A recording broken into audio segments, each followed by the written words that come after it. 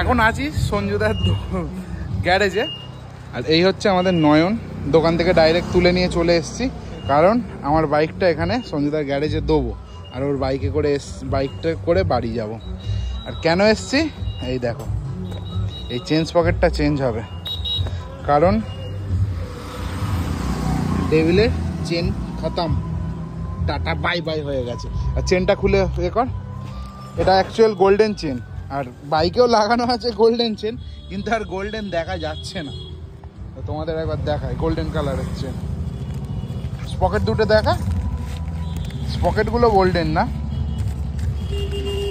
এটা ছোট sprocket mini, এটা সিল করা আছে, এখন খুলবো না, এটা ব্ল্যাক কালার।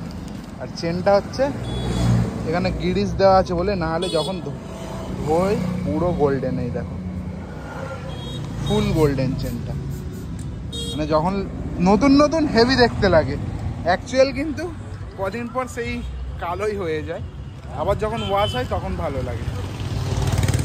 তো এটা এখন বাইকটা এখানে দিয়ে যাব, সঞ্জুদা ফিটিংস করে রাতে আমার বাড়িতে দিয়ে আসবে।